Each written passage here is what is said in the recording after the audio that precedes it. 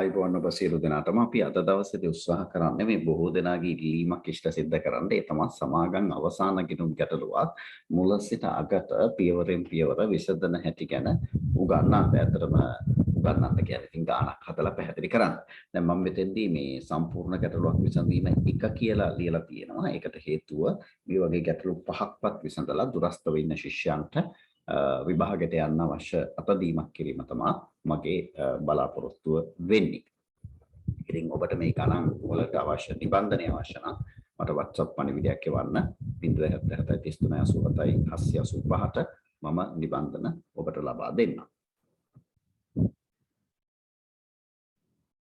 ඉතින් මේ කාර්ය සඳහා අපි විසින් උපයෝගී කර ගන්නවා මම මගේ පන්තියේ ළමයින්ට දෙන්න මේ විභාගයට පෙර විභාගය දකින්නට කියන ප්‍රශ්න පත්‍රයේ තියෙන පළවෙනි සමාගම් ගැටලුව සීමා සහිත සමුද්‍ර පොදු සමාගම කියලායි තියෙන්නේ. මේ ගානේ 2021 3:31 තමයි ගැටලුව අවසන් වෙන්නේ. අනිත් රුපියල් 1000 වලින් ගාන අපිට දීලා තියෙනවා. ඉතින් අපෙන් අහන්නේ මොනවද කියලා බලුවොත් 2021 3:31 අවසන් වර්ෂයට ලාභ සහ වෙනත් විස්තීර්ණ ආදායම් ප්‍රකාශනයක්, හිමිකම් වෙනස් වීම ප්‍රකාශනයක්, මූල්‍ය තත්ත්ව ප්‍රකාශනයක් අහනවා. මූල්‍ය ප්‍රකාශන අහන්නේ සටහන් ඇතුළු ලකුණු 20ක්, අතන පුවත් ලකුණු 40ක් විභාගයේදී මේ ප්‍රශ්නයට යොමු වෙනවා. මෙතෙන්දී අපි ලකුණු 40ක් කිව්වට ඒක දෙකෙන් බෙදලා 100ට හැදෙන්නේ 20යි. ඉතින් සමාගම් ගන්න රූල් කරන්න සැලකිය යුතු කාලයක් යන නිසා අපි සාමාන්‍ය ශිෂ්‍යයන්ට දෙන උපදේශය තමයි ප්‍රශ්න පත්‍රය තමන්ගේ අතට හම්බෙන්නට කලින් උත්තර ලියන පොර ටික තමන්ගේ අතට හම්බෙනවනේ. මේ සමාගම් ගන්න ඉවර වෙන්නේ 2021 3:31 කියලා අපි තාම මුලින්ම දන්නවා. ඒක නිසා සමාගම් ගානේ 9ට ඊට තියලා ගාන රූල් කරන්න කියන එක තමයි සාමාන්‍යයෙන් දෙන්න තියෙන උපදේශය. හරි. එතකොට ඒ අනුව අපි සමාගම් ගාන මේ විදිහට රූල් කරලා තියෙනවා. අපි අඳපු සමාගම් ගාන අපි ඔයගොල්ලන්ට පෙන්වන්න මේ විදිහට විස්තීර්ණ ආදායම් ප්‍රකාශනය, මූල්‍ය තත්ත්ව ප්‍රකාශනයන්, අදාළ පෙරවැඩ, හිමිකම් වෙනස් වීමේ ප්‍රකාශනයන්, සටහන්, දේපල පිළියෙත උපකරණ සටහන ආදී වශයෙන් අපි මේ විදිහට ගාන විගස රූල් කර ගන්නවා. ඊට පස්සේ අපි ගානට ගිහිල්ලා බලනවා ගාන විසඳන්නේ කොහොමද කියලා. හරි. එතකොට ගානක අභ්‍යන්තරයේ යම් තොරතුරු තියෙනවා. අපි ඒවත් පොඩ්ඩක් බලන්නට උනා. ගැනුම් තියෙනවා, ආරම්භක තොග, වැටුප් පරිගණක, ඊටම ගොඩනැගිලි කාර්යාල උපකරණ ආදී වශයෙන් ශේෂ පරීක්ෂණයේ තියෙන අයිතමයන්ට අපි යම් අවධානයක් උඩින් යොමු කරනවා. පොදු සංචිතයක් තියෙනවා, ප්‍රත්‍යාගන්න සංචිතයක් තියෙනවා. ඔබට පේනවා ඒවා. ඊට පස්සේ අපි අතිරේක තොරතුරු වලට අවධානය යොමු කරමු. රයිට්. ඒ යටතේ ගානේ තියෙන පළවෙනි අතිරේක තොරතුරට අපි අවධානය යොමු කරමින් සිටින්නේ. හරි. අපිට කියනවා 2021 3:31 තොගේ පිරිවැය 6,80,000යි කියලා. අනිත් තොගේ පිරිවැය 6,80,000යි. එමනම් කිසිදු ප්‍රශ්නයක් නැහැ. තොගේ පිරිවැය තමයි විකුණුම් පිරිවැය හොයද්දී අවසාන තොගේ විදියට භාවිතා කරන්න. එහෙනම් අපි විකුණුම් පිරිවැය හොයන පෙර වැඩේ ඔබට දන්නවනේ විකුණුම් පිරිවැය හොයන හැටි. තනි ව්‍යාපාර වලටත් ඉගෙන ගත්තානේ. ආරම්භක තොගයට ගැනුම් ගෙනීමේ කුලිය ආදී දේවල් එක්කව කරලා බාණ්ඩ කැන්ලි තොග හානි ආපසු යවු අඩු කරලා ඒන උත්තරින් අවසාන තොගේ අඩු කරනවා. එතකොට අපිට උත්තරයක් ලැබෙනවා විකුණුම් පිරිවැය කියලා. එතකොට අපි අවසාන තොගේ ලෙස හැමතිස්සෙම අඩු කරන්නේ අවසාන තොගේ පිරිවැය. දැන් බලන්න අපේ ගානේ ගැළපිල්ලට ගිහිල්ලා අවසාන තොගේ පිරිවැයනේ 2021 3:31ට තොගේ පිරිවැය 680. එහෙනම් 680 තමයි අපි පිරිවැය ලෙස අඩු කරන්නේ විකුණුම් පිරිවැය හොයද්දී. හැබැයි මූල්‍ය තත්ත්ව ප්‍රකාශයෙන්ට අවසාන තොගේ දාන්න උන පිරිවැය හෝ ශුද්ධ උපලබ්ධියකින් වඩා අඩු වගේ. දැන් මේගොල්ලෝ කියනවා මෙහි 80000ක පිරිවැය වූ හානි වූ තොගයක් ඇතුළත තිබුව අතර මේ 6,80,000ක පිරිවැය වෙච්ච තොගේ ඇතුලේ 80000ක හානි වෙච්ච තොගයක් තියෙනවා. ඒක 10000ක වියදමක් කරලා 50000ට අලෙවි කළ හැකියි කියලා කියනවා. දැන් එහෙනම් නිවැරදි ශුද්ධ උපලබ්ධිය අගය කීයද? කීයද නිවැරදි ශුද්ධ උපලබ්ධිය අගය? දැන් අපේ ගානේ ඔය තොගේ සම්බන්ධයෙන් මොනවද කියන්නේ? අපි දන්නවා 6,80,000ක පිරිවැය වෙච්ච තොග අපි ගාව තිබ්බයි කියලා. ඒක අපි හැමෝම දන්නවා කිසි ගැටලුවක් නැහැ. මේ 6,80,000ක පිරිවැය වෙච්ච තොගේ ඇතුලේ 80,000ක තොග හානි වෙලා තිබ්බා. එහෙනම් නරක් වෙච්ච තොගේ ඇවිල්ලා 80,000යි. බලන්න එහෙමද කියන්නේ කියලා. ඔව් මේ 2021 3:31ට තොගේ පිරිවැය 6,80,000කින් මෙහි 80,000ක පිරිවැය වූ හානි වූ තොගයක් ඇතුළත්ව තිබූ අතර. එහෙනම් 80,000ක් පිළිබඳ ප්‍රශ්නයක් තියෙනවා. ඒතකොට මේ 6,80,000න් 80,000 ඉවත් කරොත් ඉතුරු 6 ලක්ෂ ගැන මොකද කියන්න තියෙන්නේ? ඉතුරු 6 ලක්ෂ ගැන කිසිදු බාධාවක් නැහැ. එකී 6 ලක්ෂයක තොගය හොඳයි. එතකොට මේ හොඳ තොගේ පිරිවැයත් 6 ලක්ෂයයි ශුද්ධ උපලබ්ධියගියත් 6 ලක්ෂයයි. කිසිම ගැටලුවක් නැහැ. ඒ 6 ලක්ෂය සම්බන්ධව කිසිම ගැටලුවක් නැහැ. එහෙනම් මම මෙන්න මෙහිම සුද්ධ උපලබ්ධියගේ විදිහට මට 6 ලක්ෂය ගන්න පුළුවන්. මොකද ඒ තොගේ පිරිවැයම තමයි සුද්ධ උපලබ්ධියගේ බවට පත් වෙන්නේ. ඒ ගැන ගැටලුවක් නැහැ. හැබැයි දැන් අර 80000ක නරක තොගයට යන්න. ඒ 80000 නරක තොගය ගැන ගාන මොකක්ද කියන්නේ? ඒ 80000 නරක තොගය 10000ක වියදමක් දරලා 50000කට විකුණන්න පුළුවන්. ඒ කියන්නේ සම්පූර්ණයෙන්ම හානි වෙලා නැහැ. 50000කට වික්ක හැකි 10000ක වියදමක් දරලා. අපි ඉගෙනගෙන තියෙනවා සුද්ධ උපලබ්ධියගේ කියන්නේ මොකක්ද? අනාගත අපේක්ෂිත විකුණුම් මිලේ. දැන් මෙතන අනාගත අපේක්ෂිත විකුණුම් මිල කීයද? 50000යි. ඒ විකුණුම් සම්පූර්ණ කරන්න යන වියදම් අඩු කළාට පස්සේ එනාගේ තමයි සුද්ධ උපලබ්ධියගේ. එහෙනම් අනාගත අපේක්ෂිත විකුණුම් මිල 50000යි. විකුණුම් සම්පූර්ණ කරන්න 10000ක් දරන්න ඕනේ. එහෙනම් ඒ තොගේ සුද්ධ උපලබ්ධියගේ වෙන්නේ 50000න් 10000 අඩු කරපුවාම 40000. එතකොට එහෙනම් දැන් සමස්ත තොගේ සුද්ධ උපලබ්ධියගේ කීයද? කලින් අපිට එන්නේ 6 ලක්ෂයයි. දැන් අර නරක තොගේ සුද්ධ උපලබ්ධියගේ 40000යි. එන අතිශයින් පැහැදිලි තොගේ සුද්ධ උපලබ්ධියගේ 6,40,000. මෙන්න සුද්ධ උපලබ්ධියක්. එතකොට තොගේ පිරිවැය උනේ කීයද? තොගේ පිරිවැය තියෙනවා 6,80,000. සුද්ධ උපලබ්ධියගේ තියෙනවා 6,40,000. එහෙනම් ඊට පස්සේ අපිට ඔය දෙක අතර වෙනස තොග කපා හැරීමක් තියෙනවා. ඔය දෙක අතර වෙනස තමයි අපි කියන්නේ තොග කපා හැරීම කියලා නේද? තොග කපා හැරීම. කීයද අපේ ගානේ තොග කපා හැරීම? පිරිවැය 6,80,000 තොගේ 6,40,000ට කැපුවා. 6,80,000න් 6,40,000 ගියාට පස්සේ තොග කපා හැරීම එනවා කීයක්ද? 40,000ක්. ඒකත් අපි ආදායම් ප්‍රකාශනයේ වෙනත් වියදමක පෙන්නනවා. දැන් අපි දන්නවා අපි මූල්‍ය තත්ත්ව ප්‍රකාශනයට ගෙනියන්නේ පිරිවැය හෝ සුද්ධ උපලබ්ධියකින් වඩා අඩු වගේ. දැන් පිරිවැය 6,80,000යි සුද්ධ උපලබ්ධියගේ 6,40,000. එහෙනම් වඩා අඩු වගේ 6,40,000 අපි මූල්‍ය තත්ත්ව ප්‍රකාශනයේ ජංගම වත්කම් යටතේ උටින්ම අවසාන තොගේ පෙන්නනවා 6,40,000යි කියලා. බලන්න මේක රුපියල් දහස් වලින් නිසා අපිට පෙන්නන්ට වෙන්නේ 640යි කියලා. කීයයි කියලාද පෙන්නන්ට වෙන්නේ 640යි කියලා. එතකොට තොග කපා හැරීම 40ක් තිබ්බා. තොග කපා හැරීම කියන්නේ වෙනත් වියදමක්. අපි වෙනත් වියදම් වලට දෙන පෙරවැර chart එකේ වෙනත් වියදම් වල අපි දාමු තොග කපා හැරීම කියලා 40ක්. බලන්න අපිට දැනටම ලියපු එකක් නැහැ. ඒක නිසා අපි තොග කපා හැරීම කියලා ලියනවා 40ක් වෙනත් වියදම් යටතේ. right. ඔන්න අපි වෙනත් වියදමක දානවා 40. මොකක්ද මේ 40? තොග කපා හැරීම. ඒකම ඔය තොග කපා හැරීම කියන කාරණේ අපිට පෙන්වන්න සිද්ධ වෙනවා බදු පෙර ලාභයට දෙන සටහන. සටහන අංක 2 බදු පෙර ලාභයට දෙන සටහනේ අපි යන් සටහන් කොලේට අපි සටහන් වලට දෙන බදු පෙර ලාභයට දෙන සටහනේදී අපිට පෙන්වන්න වෙනවා තොග කපා හැරීම කියලා 40ක්. අපි ඒක දාමු තොග කපා හැරීම 40ක්.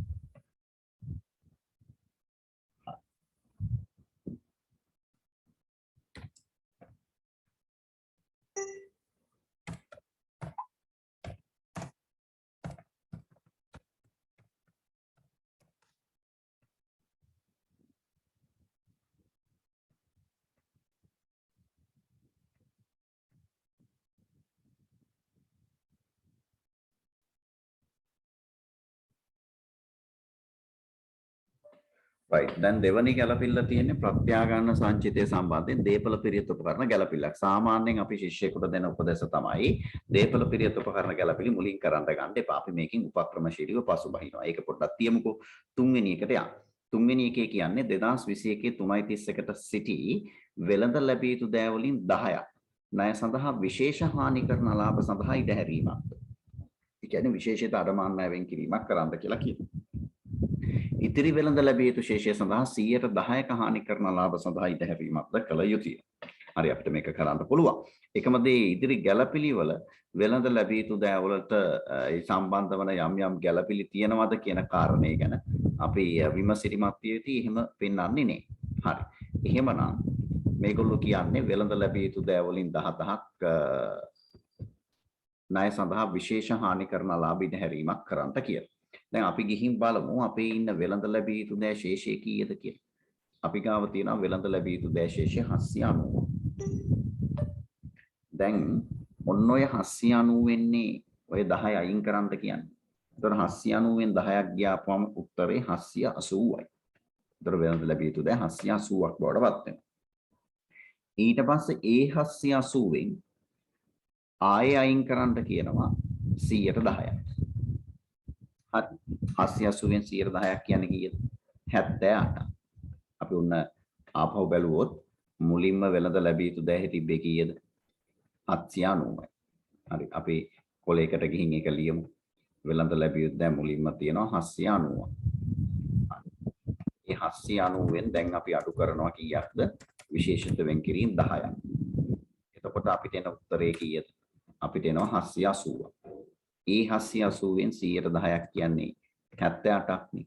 එතන 780 න් 78ක් ගියාපුවම වෙළඳ ලැබිය යුතු දෑ කීයද එන්නේ? 702යි. බලන්න වාට එනවද කියලා වෙළඳ ලැබිය යුතු දෑ ශේෂය 702ක්.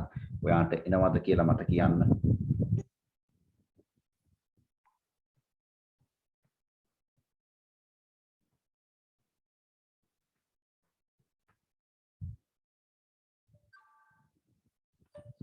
ඊගාවට දැන් අපේ මේ ගානේ අපි අඩමාන ණය ලෙස එහෙම නැත්නම් වෙළඳ ලැබිය යුතු දෑ මත හානි කරන ලාභ සඳහා ඉඩහැරියේ කීයක්ද?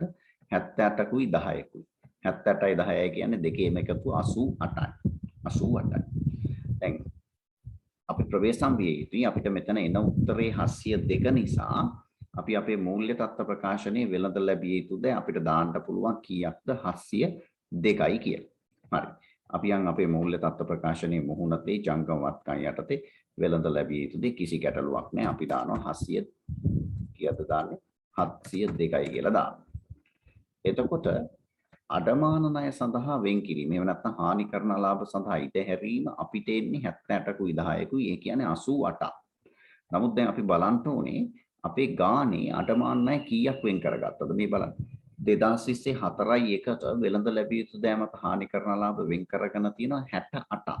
කීයක්ද වෙන් කළේ? 68ක්. මං කිව්වා කීයද එන්න ඕනේ? 88ක් එන්න ඕන. වෙන් කරන් තියෙන්නේ 68යි. එහෙනම් 20ක් මදි. දැන් අඩමාන ණය ඌණ වෙන් කිරීමක් තියෙනවා කීයකද? 20ක. එහෙනම් අපිට තියෙන අඩමාන ණය ඌණ වෙන් කිරීම 20 අපි බෙදා හැරීමේ වියදමක සටහන් කළ යුතුයි. අපි පෙර වැඩ chart එකට ඇවිල්ලා බෙදා හැරීමේ වියදමක අඩමාන ණය ඌණ වෙන් කිරීම 20 අපි පෙන්නනවා.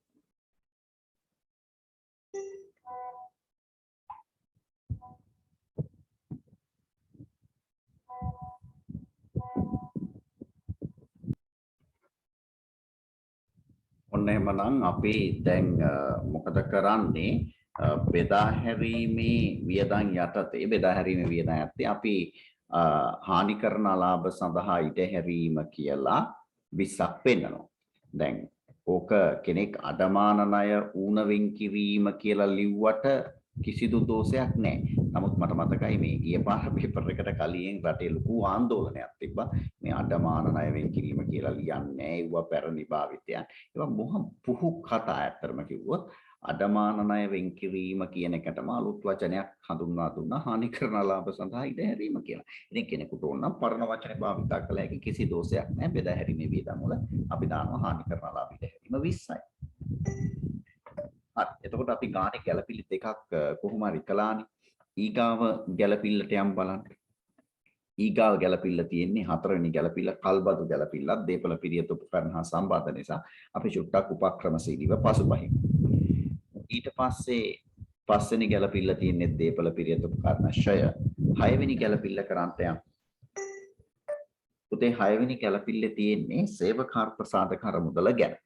මොකක්ද කියන්නේ? සේවක අර්ථසාධක අරමුදල හා සේවක භාරකාර අරමුදල සඳහා සමාගමේ දායකයන් මුළු වර්ෂය සඳහාම මෙතෙක් වෙන් කර නොමැත. ශාෂා.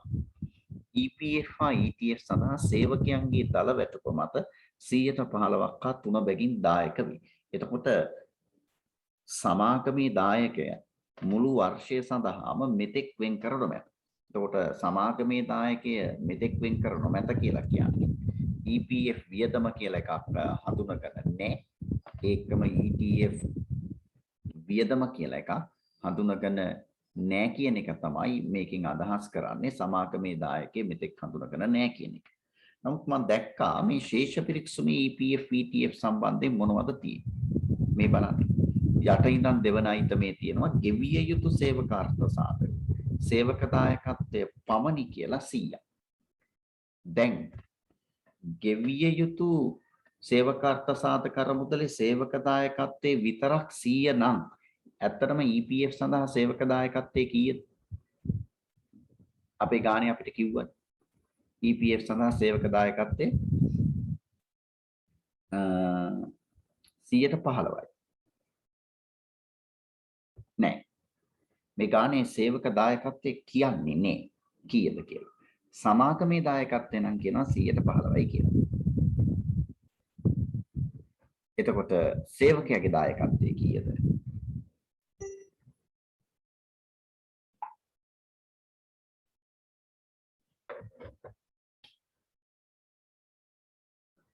අපි මේ ගානේ අපි චූටි වෙනසක් කරමු. ශේෂ පරික්ෂුමේ යට ඉඳන් තියෙන දෙවන අයිතමය ගෙවිය යුතු සේවකාර්ථ සාධක වරහන් ඇතුළේ EPF සේවක දායකත්වය පමණි කියන තැන සේවක දායකත්වයේ 100% පමණි කියලා අපි හදාගමු.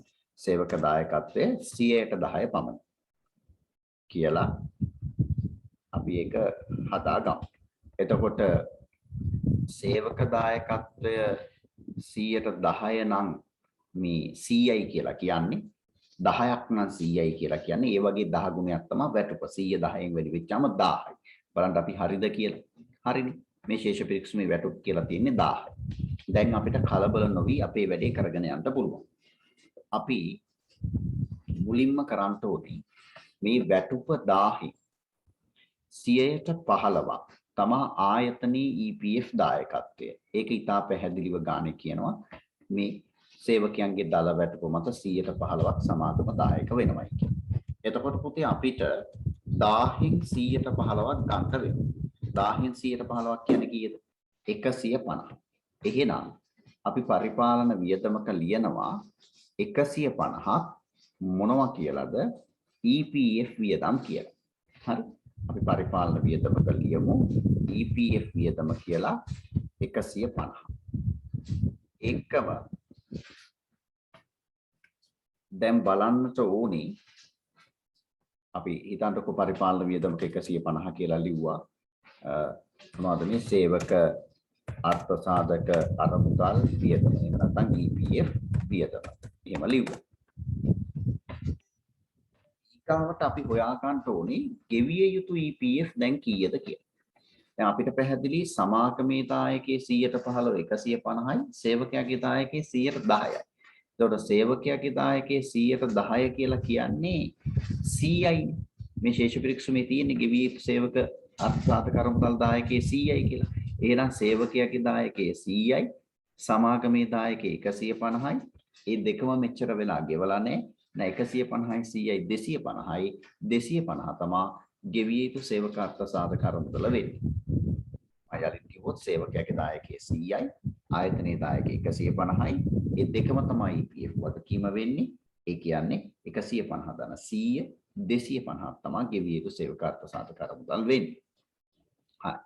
එතකොට අපි ගෙවිය යුතු සේවක අර්ථසාධක අරමුදල් 250 කොහෙද අපිට සිද්ධ වෙනවා ඒ වගේ දෙයක් සාමාන්‍ය මූල්‍ය තත්ත්ව ප්‍රකාශනයේ මුහුණතේම පෙන්නන. දැන් කෙනෙක් අහන්න පුළුවන් ඇයි මූල්‍ය තත්ත්ව ප්‍රකාශනයේ මුහුණතේ මේ වගේ දෙයක් පෙන්නන්නේ කියලා. ඒකට හේතුව සාමාන්‍යයෙන් statutory payments ඒ කියන්නේ රජයට ගෙවිය යුතු දේවල් අපි මුහුණතේම පෙන්නන්නට පෙළඹෙනවා. ඒක එහෙම කරන්න පුළුවන් නම් හොඳයි. එහෙනම් ගෙවිය යුතු සේවක අර්ථසාධක අරමුදල් 250ක් කියලා මූල්‍ය තත්ත්ව ප්‍රකාශනයේ ජංගම වගකීමක අපි පෙන්නනවා. ඊගාවට අපේ අවධානය දෙන්නට ඕන ETF සම්බන්ධයෙන්. ETF සම්බන්ධයෙන්. ඒ කියන්නේ සේවා නියුක්තියන්ගේ බාර අරමුදල් සම්බන්ධයෙන්. දැන් මේ ගානේ සේවා නියුක්තියන්ගේ බාර අරමුදල් ගැන මොනවද කියන්නේ? ඒක ගැන ශේෂ පිරික්සුමේ මුකුත් නැහැ. හැබැයි අපේ ගැළපිල්ල කියනවා ETF සඳහා සේවකයන්ගේ දල වැටුප මත 103ක් දායක වෙනවා. අපි දන්නවා ETF කියන්නේ සේවා නියුක්තියන්ගේ බාර අරමුදල. එහෙනම් දල වැටුපෙන් 103ක්. දැන් පුතේ ඔයාලට දල වැටුප මතකනේ. දල වැටුප අපේ තිබ්බේ 1000නේ. වැටුප කියලා ශේෂ පිරික්සුමේ තියෙන්නේ දල වැටුප. කීයද තියෙන්නේ 1000යි නේ. මේ තියෙන්නේ 1000. අපි ගත්තා කියන්න ඕන නම් මේ 1000 පාඩක. අපි හැබැයි 1000 ගත්තේ නෑ වියදමක් විදියට. මෙන්න මේ 1000න් 103ක්. දැන් 1000න් 103ක් කියන්නේ කීයද? 1000න් 103ක් කියලා කියන්නේ 30යි. එහෙනම් ETF වියදම කීයද? 30යි. එහෙමනම් අපි අපේ පෙර වැඩ chart එකේ පරිපාලන වියදම් යටතේ තව 30ක් දාගන්න. නේද? අපි තව 30ක් දාගන්නවා පරිපාලන වියදමකට. මොනවද මේ 30? ETF වියදම. එහෙම නැත්නම් සිංහලෙන් කිව්වොත් සේනීබා වියදම නේද? සේවා නියුක්තියන්ගේ වාර අරමුදල් වියදම. ඕක අපි ගෙවලාද ඔය 30? සේවා නියුක්තියන්ගේ වාර අරමුදල් වියදම් 30 අපි මෙතෙක් ගෙවලා නැහැ. එහෙනම් ගෙවලා නැති නිසා අපේ මූල්‍ය තත්ත්ව ප්‍රකාශනයේ ජංගම වගකීමක අපිට ලියන්නට පුළුවන් ඔය 30 අර මොනවා කියලාද ලියන්නේ? ගෙවිය යුතු සේනීබා කියලා ලියන්න පුළුවන් නේද? ගෙවිය යුතු සේවා නියුක්තියන්ගේ බාර අරමුදල සේනීබා කිව්වේ අරමුදල. එහෙම නැත්නම් ගෙවිය යුතු ETF කියලා ලියන්න පුළුවන්.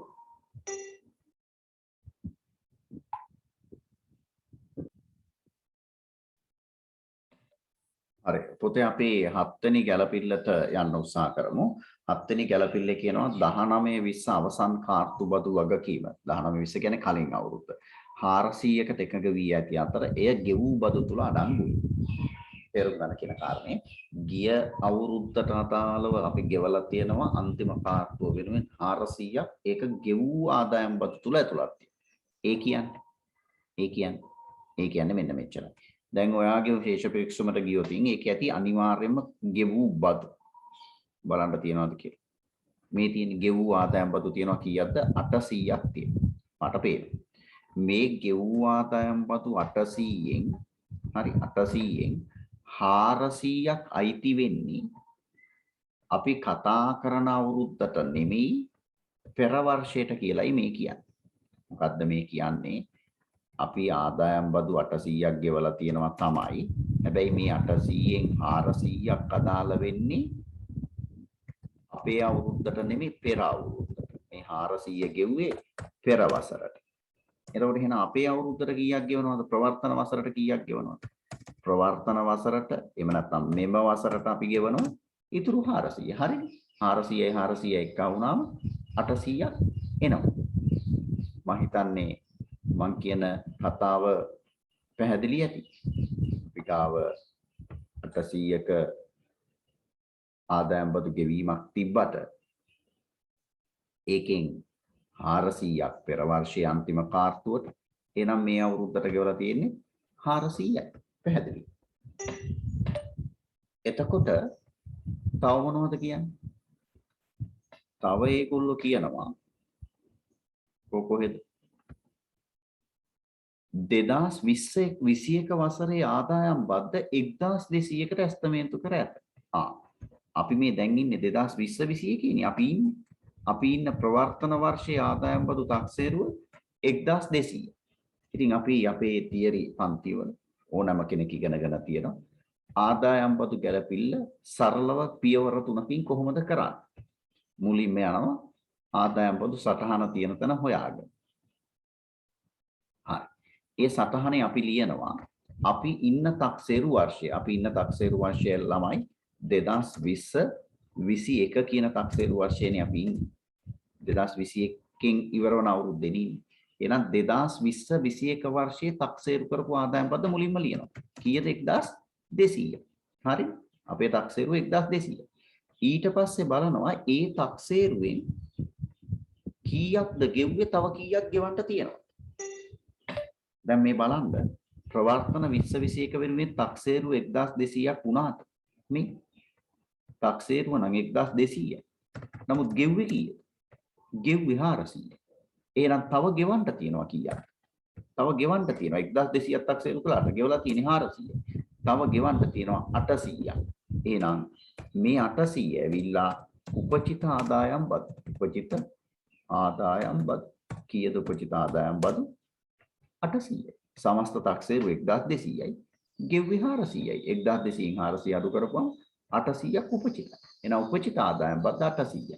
අපි අපේ මූල්‍ය තත්ත්ව ප්‍රකාශන ජංගම වගකීමක මුහුණ තේම පෙන්නනවා. උපචිත ආදායම් බදු. ගෙවිය යුතු ආදායම් බදු. කීයක්ද අපිට පෙන්වන්න වෙන්නේ ගෙවිය යුතු ආදායම් බදු? 800යි. අපි පෙන්නමු ගෙවිය යුතු ආදායම් බදු කියලා 800ක්. right. උපචිත ආදායම් බදු 800යි.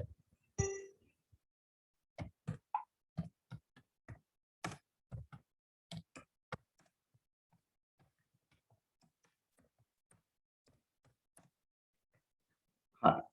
දැන් එතනින් ආදායම් බදු ගැලපී ඉවර නෑ. හරි. අපිට තව තියෙනවා. ඒ තමා පෙර වර්ෂයේ ඌඩ හෝ අධිබදු වෙන් කිරීමක් හොයාගන්න සිද්ධ වෙනවා. ඒක කොහොමද කරන්නේ? දැන් බලන්න පෙර වර්ෂයේ වෙනුවෙන් ගෙවීම කීයද මේ? 400යි. 2019-20 කියන පෙර වර්ෂයේනේ 19-20 අවසන් කාර්තු බදු වගකීම 400කට එක වී ඇති අතර එය ගෙවූ බදු තුල අඩංගුයි. නම් පෙර වර්ෂයේ වෙනුවෙන් 400ක් ගෙවුවා. හැබැයි බලන්න ශේෂ පරීක්ෂමේ තියනවාද කියලා පෙර වර්ෂයේ වෙනුවෙන් ආදායම් බදු වෙන් කිරීම බොහෝ විට තියෙන්නට ඕන. බලන්න තියනවාද කියලා පෙර වර්ෂයේ වෙනුවෙන් ආදායම් බදු වෙන් කිරීම ශේෂ පරීක්ෂමේ තියනවා නම් තියෙන්නේ බැර පැත්තේ. ඔව් මේ තියෙනවා මේ 2020යි 4කට බදු වෙන් කිරීම. කීයක්ද බදු වෙන් කරලා? 350ක් ආදායම් බදු වෙන් කරගෙන තියෙනවා. පෙර වර්ෂයේ වෙනුවෙන් 350ක් වෙන් කරගත්තට වාට සිද්ධ වුණා පෙර වර්ෂයේ වෙනුවෙන් ගෙවන්න කීයක්ද? 400ක් ගෙවන්න සිද්ධ වුණා මේ පෙර වර්ෂයේ වෙනුවෙන් අපිට සිද්ධ වෙනවා 400ක් ගෙවන්න. හැබැයි පෙර වර්ෂයේ වෙනුවෙන් වෙන් කිරීම කීයද උනේ? වෙන් කිරීම උනේ 350. 350ක් වෙන් කරලා 400ක් ගෙවන්න උනා. එහෙනම් වෙන් කිරීම 50ක් ඌණයි. වෙන් කිරීම 50ක් ඌණයි. එහෙනම් ඌණ බදු වෙන් කිරීම තියෙන්නේ 50යි. ඒ ඌණ බදු වෙන් කිරීම 50. ඔයාගේ ආදායම් බදු වලට දීපු සටහන අපි ලියනවා ඌණ වෙන් කිරීම 50යි කියලා. මොන අවුරුද්දට ඌණද? පෙර අවුරුද්දට. මොකද්ද පෙර අවුරුද්ද? 2019 20 කියන අවුරුද්දට. 19 20 අවුරුද්දට ඌණ වෙන් කිරීම 50යි. එතකොට සමස්ත ආදායම් බද්ද 1250යි. එහෙනම් ඔයාගේ ආදායම් ප්‍රකාශනයේ අපි ආදායම් බදු දාන තැන දානවා වරහණක් ඇතුලේ 1250යි කියලා සමස්ත ආදායම් බද්ද.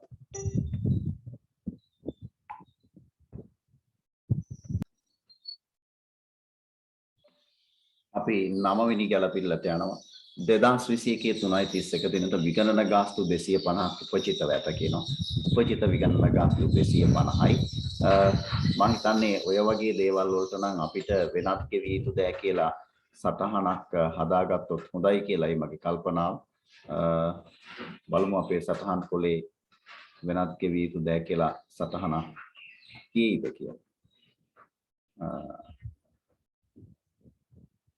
අපි සටහනක් වෙනත් ගෙවිය යුතු දෑ වලට හදාගෙන නැති පාටයි අපි සටහනක් දාමු. වෙනත් ගෙවිය යුතු දෑ. එහෙමනම් වෙනත් ගෙවිය යුතු දෑ කියලා සටහනක් දාලා යුතු දෑ. බොහෝ විට මේක සටහන් අංක 5 වෙයි. ඒ යටතේ අපි ලියනවා උපචිත විගණන ගාස්තු. මොකද හැම එකම මුහුණ අතට ගෙනද ගියොතින් මුහුණ අත ලොකු වෙනවා නේද? උපචිත විගණන ගාස්තු. කියලා අපි වෙනත් ගෙවිය යුතු දෑ සටහන යටතේ පෙන්නමු ගෙවන්ට තියෙන උපචිත විගණන ගාස්තුව කීයද කියලා කීයක්ද කියන්නේ.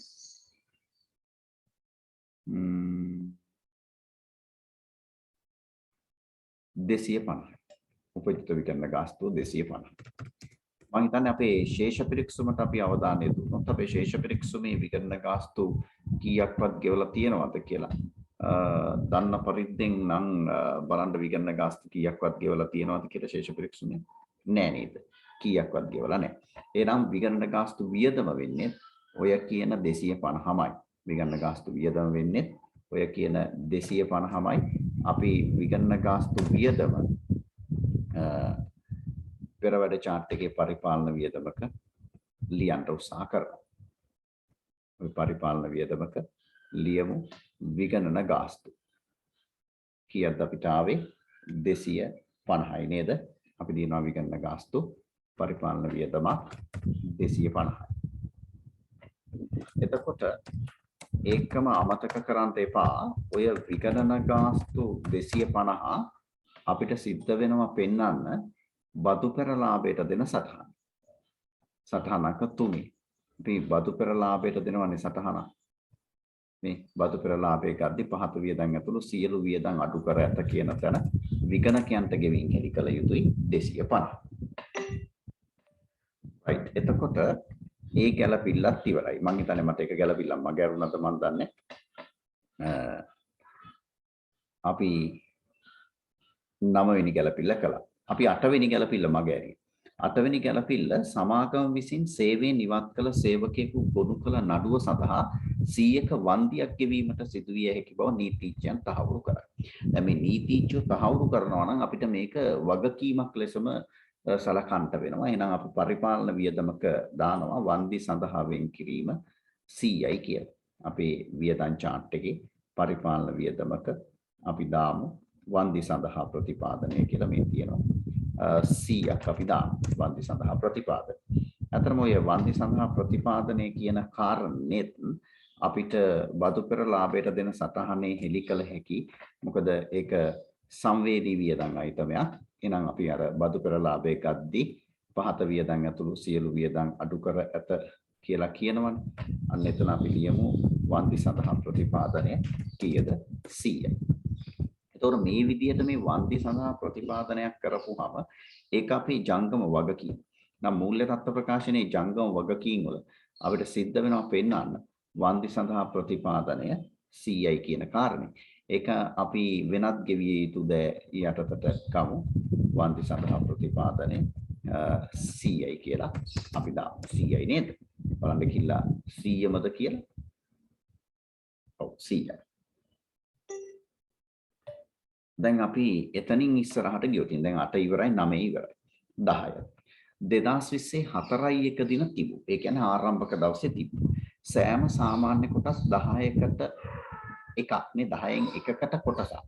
يعني 10ක් තිබොත් එකක් දෙනවා. රුපියල් 100 බැගින් සංචිත ප්‍රාග්ධනගත කර ප්‍රසාද නිකුත්වක් කර ඇත. මෙම ගනුදෙනුව 2021 මාර්තු 31 සිදුව ඇත. ඒ කියන්නේ අන්තිම දවසේ වෙලා තියෙනවා. හරි. අපි ඒක කරලා ඉමු. එතකොට දැනට තියෙන සාමාන්‍ය කොටස් වලින් 10න් එකක ප්‍රමාණයක් තමයි නිකුත් කරන්නේ. දැන් වැඩි පටලව ගන්න එපා 10ක් තිබ්බොත් එකක් දෙනවා. දැන්ට තියෙන අපේ ප්‍රකාශන ප්‍රාග්ධනය කොටස් වලින් ගත්තොත් 40000. අපි 10 අයින් කළොත් කොටස් 40ක් තියෙනවා. ඒතර 40න් 10න් එකක් කියලා කියන්නේ කොටස් 4ක් දෙනවා. ඒ කොටස් 4 දෙන්නේ එක කොටසක් කීය ගානේ? එක කොටසක් කීය ගානේ දෙනවා කියලාද කියන්නේ? 100 ගාන. එහෙනම් 4 වැඩි කිරීම 100 කියන්නේ 400යි. 400. වෙන විදිහකට කිව්වොත් දැනට මේ තියෙන ප්‍රකාශිත ප්‍රාග්ධනයෙන් 10න් එකක්. 4000න් 10න් එකක් කියන්නේ 400යි. එහෙනම් කොටස් නිකුතුවක් තියෙනවා 400ක. හැබැයි ඒක සංචිත ප්‍රාග්ධනගත කිරීම. එහෙනම් අපි යනවා අපේ හිමිකම් වෙනස් වීමේ ප්‍රකාශනයේ තියෙන තැනක් හොයාගෙන. යන්න වාගේ හිමිකම් වෙනස් වීමේ ප්‍රකාශනය. හරි. ඒකට හිමිකම් වෙනස් වීමේ ප්‍රකාශනයේ ප්‍රකාශිත ප්‍රාග්ධන තීරුවට 400ක් වැටෙනවා. කිසියම් සංචිතයකින් මේ 400 අඩු වෙනවා. අපි ඒකට කියන්නේ ප්‍රසාද නිකුතුව. එහෙම නැත්නම් සංචිත ප්‍රාග්ධනගත කිරීම නේද? සංචිත ප්‍රාග්ධනිත කිරීම කියලත් අපි සමහර වෙලාවට කියනවා. සංචිත ප්‍රාග්ධන ගත කිරීම. එතකොට කීයද සංචිත ප්‍රාග්ධන ගත කිරීම 400යි. දැන් මේ 400 මොකක් හරි සංචිතයකින් ගන්න ඕන. ඒ ගන්න කලින් අපි ආරම්භක ශේෂයන් දාගනිමු. ආරම්භක සාමාන්‍ය කොටස් ප්‍රකාශ ප්‍රාර්ථනාවේ අපිට මතකයි 4000ක් තිබ්බයි කියලා. අනිකුත් ආරම්භක සංචිතවල தත්ත්වය දැන් අපි ටක් ගාලා දාගමු. මේ 4000 අපි ගත්තා. පොදු සංචිතයේ තියෙනවා 700ක්. මතක් තියාගන්න පොදු සංචිතයේ 700යි. ප්‍රත්‍යාගන්න සංචිතයේ තියෙන්නේ 700යි. දෙකේම තියෙන්නේ 700 700 නේ. රඳවාගත් තිපියෙන් තියෙනවා 4220ක්. හරි. ප්‍රත්‍යාගන්න සංචිතයේ තිබ්බේ 700යි. රඳවාගත් තිපියෙන් කීයද තිබ්බේ? රඳවාගත් තිපියෙන් තියෙනවා 4220ක්. පොදු සංචිතයකුත් තියෙනවා. දැන් අපිට පොදු සංචිතයකට තීරුවක් දාගන්න වෙනවා. අපි දාගමු පොදු සංචිතේ. පොදු සංචිතයේ තිබ්බේ කීයක්ද? 400. පොදු සංචිතයේ 400 නෙමෙයි 700ක් පොදු සංචිතයේ තිබ්බා. තමයි ආරම්භක ශේෂය. දැන් මේ සංචිත ප්‍රාර්ථනාගත කිරීමට අවශ්‍ය මේ 400 අපි ගන්නෙ කොහෙන්ද? ඉතින් අපිට ගන්න තැන කියන්නේ නැත්නම් ගොඩක් වෙලාවට නීතියක් නෑ වට කැමති සංචිතයක් පාවිච්චි කළ හැකි. නමුත් මේ වගේ වෙලාවට අපි බොහෝ විට පාවිච්චි කරන්නේ පොදු සංචිතය. ඒක නිසා අපි පොදු සංචිතයෙන් 400 ගමු. එතකොට එකතුවට බලපෑමක් නැහැ. ප්‍රකාශිත ප්‍රාර්ථනාවේ 400කින් වැඩි වෙනවා. පොදු සංචිතයේ 400කින් අඩු වෙනවා. කෙනෙක් අහන්න පුළුවන් රඳවාගත් තිපින් ගන්න බැයිද? කිසි බාධාවක් නැහැ. ඕනනම් පුළුවන්. එතකොට ඒ ගැළපිල්ලත් එක්ක මේකේ තව චූටි කතාවක් කිව්වා. අධ්‍යක්ෂක මණ්ඩලයේ විසින් රුපියල් 1 බැගින් මේ බලන්න. අධ්‍යක්ෂක මණ්ඩලයේ විසින් රුපියල් 1 බැගින් සෑම කොටසක් සඳහාම ලාභාංශයක් ගෙවීමට යෝජනා කර ඇත කියන කාරණා. අතරම මෙන්න මේක. ඒ කියන්නේ අධ්‍යක්ෂක මණ්ඩලය සෑම කොටසකටම රුපියල් බැගින් ලාභාංශයක් ගෙවන්න යෝජනා කළා කියන එක වාර්තා කරන කාලච්ඡේදයට පසු සිදුවීමක්. මොකද සාමාන්‍ය කොටස් සඳහා යෝජිත ලාභාංශය අපි ගලපන්නේ නෑ මූල්‍ය ප්‍රකාශනවල.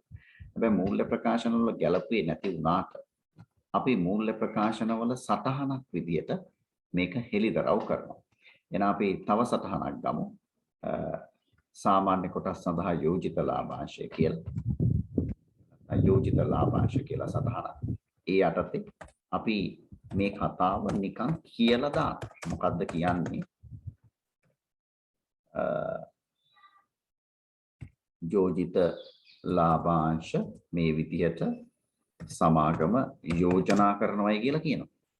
එච්චරයි. වෙන මොකුත් නැහැ.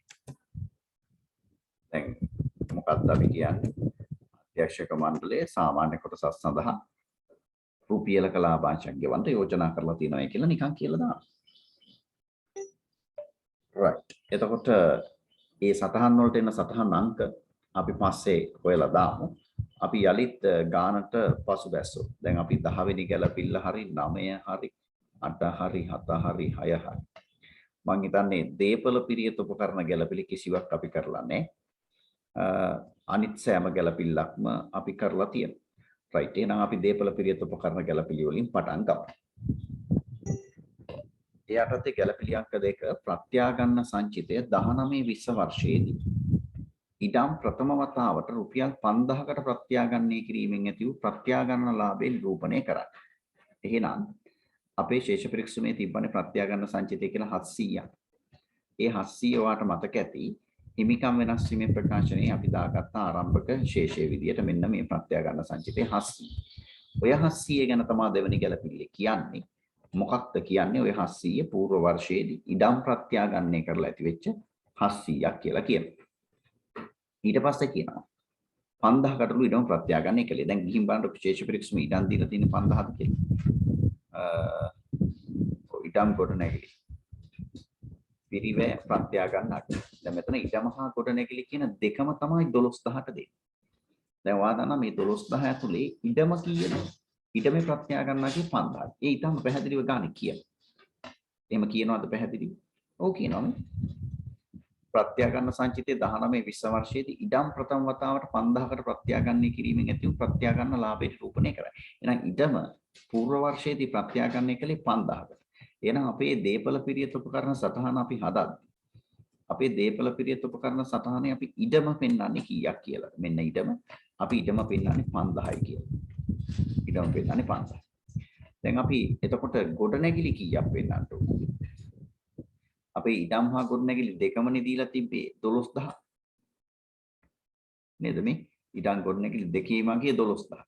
දැන් ඔය 12000න් ඉඩම 5000ක් නම් ගොඩනැගිලි කියලා අපිට කීයක්ද පෙන්නන්න වෙන්නේ? ගොඩනැගිලි කියලා අපිට පෙන්නන්න වෙනවා 12000න් 5000 අයින් කරාට පස්සේ තියෙන 7000. ඔන්න දැන් අපිට ආරම්භක ඉඩම් ගොඩනැගිලි ශේෂයන් දාගත්තා. ඊට පස්සේ මේගොල්ලෝ මොනවද තවදුරටත් කියන්නේ? ඒ ගැළපිල්ලට ගිහින් බලමු. 2021 3:31. ඒ කියන්නේ අපේ ගිණුම් වර්ෂයේ අන්තිම දවසේ. ඉඩම නැවත 4500කට ප්‍රත්‍යාගන්නය කළ අතර ඒ පිළිබඳ කිසිවක් සටහන් කර නොමැත. අන්න ඉඩම ප්‍රත්‍යාගන්නය කරනවා දැන් 4500කට අපේ ගිණුම් වර්ෂයේ අන්තිම දවසේ. එතකොට ගිණුම් වර්ෂයේ අන්තිම දවසේ වෙද්දී ඉඩමේ වටිනාකම තියෙන්නේ 4500. ඉඩම් ෂේ වෙන්නේ නැති නිසා ඉඩමේ ධාරණාගයක් තියෙන්නේ 4500. එතකොට ඉඩමේ ප්‍රත්‍යාගන්න අලාභයක් ජනිත වෙනවා 500ක. ඒක ඕගොල්ලෝ එකඟ ඇති. මොකද 5000 තියෙන ඉඩම 5000ට තිබ්බ ඉඩම 4500 වෙනකන් අඩු උනේ. 4500 වෙනකන් අඩු උනේ 500ක ප්‍රත්‍යාගන්න අලාභයක් නිසා. හැබැයි දැන් මේ ප්‍රත්‍යාගන්න අලාභ 500 අපි කොහොමද ගලපන්නේ? දැන් බලන්න ඔයාගේ හිමිකම් වෙනස් වීමේ ප්‍රකාශනයට ආවෝ. ඔයාගේ හිමිකම් වෙනස් වීමේ ප්‍රකාශනයේ ප්‍රත්‍යාගන්න සංචිත තීරුවේ දැනට තියෙනවා 700ක්. එහෙනම් ඔයාට සිද්ධ වෙච්ච අලාභේ 500 මේ ප්‍රත්‍යාගන්න සංචිතයෙන් කිලව් කර හැකියි. මෙතනින් ගන්න පුළුවන්. මොනවා කියලාද ගන්නේ? මුළු විස්තීර්ණ ආදායම කියලා. ඔයගොල්ලෝ දන්නවා ඒක ගන්නේ මුළු විස්තීර්ණ ආදායම කියලා. එහෙනම් අපි මුළු විස්තීර්ණ ආදායම කියලා හිමිකම් වෙනස් වීමේ ප්‍රකාශනයේ 500ක් අයින් කරනවා. එතකොට අපි දන්නවා හිමිකම් වෙනස් වීමේ ප්‍රකාශනයේ ප්‍රත්‍යාගන්න සංචිත තීරුවට අත තිබ්බොත් ඒකම අපිට කරන්ත වෙනවා ආදායම් ප්‍රකාශනයේ වෙනත් විස්තීර්ණ ආදායම් යටතේ. එහෙනම් අපි අපේ ආදායම් ප්‍රකාශනයේ වෙනස් විස්තීර්ණ ආදායම් යටතේ ප්‍රත්‍යාගන්න අතිරික්තයේ වෙනස් වීම විදිහට දානවා ඍණ 500යි. ඉඩම විතරක් ප්‍රත්‍යාගන්න කරන්ට තිබ්බනම් ওই විදිහට අපිට වැඩේ කරලා වැඩේ ඉවරයක් කරන්න තිබ්බා. නමුත් අවාසනාවට මේ ගානේ මං හිතන්නේ ගොඩනැගිලිත් ප්‍රත්‍යාගන්නය කරනවා. බලන්න එහෙම කියනවාද කියලා. තවද ගොඩනැගිල්ල. සාධාරණගේ වන 9000කට 2021 3:31 ප්‍රථම වරට ප්‍රත්‍යාගන්නය කරනවා. දැන් ප්‍රථම වරට ඉඩම් ගොඩනැගිලි ප්‍රත්‍යාගන්නයක් තියෙනවා 9000ක්. දැන් මෙතෙන්දී අපි අතිශයින්ම ප්‍රවේශම් වෙන්න ඕනේ ගොඩනැගිලි කියන්නේ ෂේ වෙන මත්තම. එතකොට ගොඩනැගිල්ල ප්‍රත්‍යාගන්නය කළ යුත්තේ ඉඩම් වගේ හරි ලේසියෙන් කරන්න බෑ. ෂේ කළාට පස්සේ ප්‍රත්‍යාගන්නය කරන්න වෙන්නේ. දැන් ඒක නිසා මොකුත් නොකර ගොඩනැගිල්ල ෂේ කරලා ඉන්න වෙනවා. දැන් ගොඩනැගිලි වල ෂේ ප්‍රතිශතය කීයද? මේ බලන්න 110යි. 110යි. දැන් ගිණුම් වර්ෂය ආරම්භයේදී ගොඩනැගිලි වල පිරිවැය අපි දාගත්තා. අපි දේපල පිරියත් උපකරණ සටහනට ආරම්භක ගොඩනැගිලි දාගත්තා. 7000යි කියලා දාගත්තා. මේ 7000ක් වටින ගොඩනැගිලි දැන් ෂේ වෙනවා 110ක්. කාලච්ඡේදයේ ෂේ කීයද? 110යි. 7000න් 110 කියන්නේ කීයද? 7000න් 110 කියන්නේ 700යි.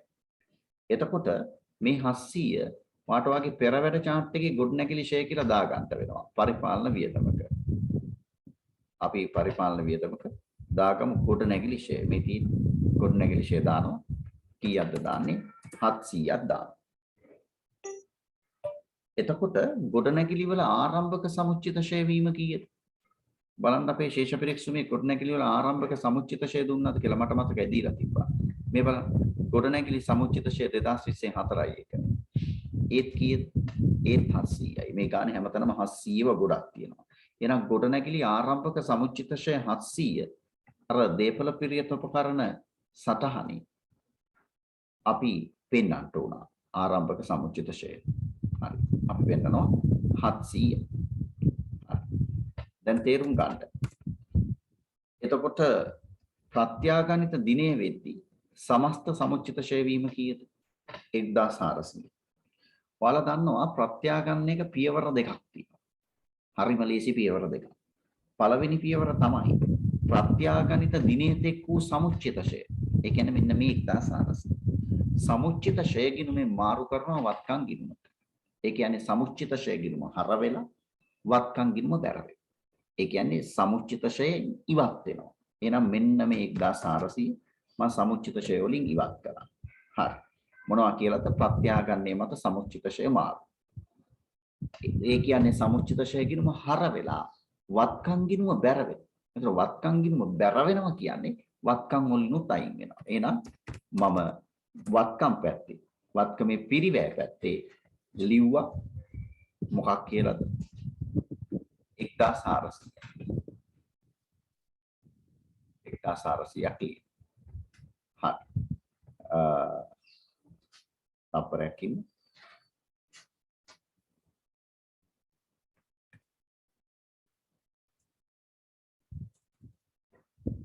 ක්‍රීඩා 1400 අපි ලියනවා. එතකොට දැන් ඔයාට මුලේ පේන්න ඕනි දැන් අපි මේ ප්‍රත්‍යාගන්නේ කරන්න යන ගොඩනැගිල්ලේ පිරිවැය 7000. මේ වෙද්දි 1400ක් ෂේ වෙලා තියෙනවා. හරිද? එතකොට මේ ගොඩනැගිල්ල වටින්නේ කීයද? 7000ක පිරිවැය වුණාට 1400ක් සමුච්චිත ෂේ තියෙනවා. 5600කට තමයි මේ ගොඩනැගිල්ල වටින්නේ. මේ 5600කට වටින ගොඩනැගිල්ල දෙවනි ගැළපිල්ලේ හැටියට කීයකටද ප්‍රත්‍යාගන්නේ කළේ?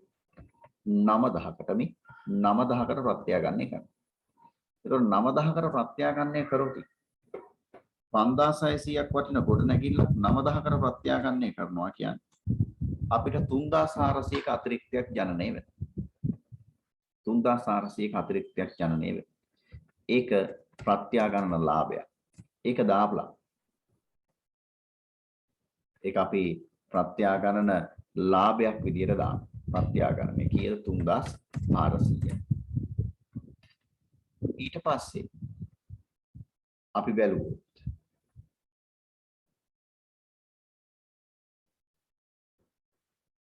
අපිට ඒවි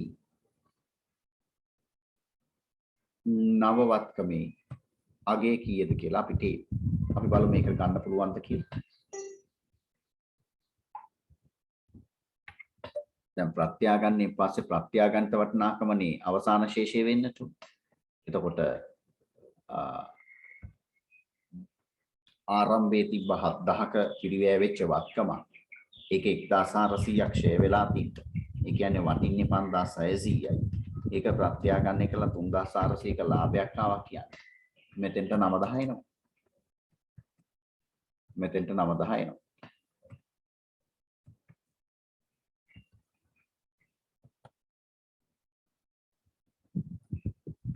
හරි.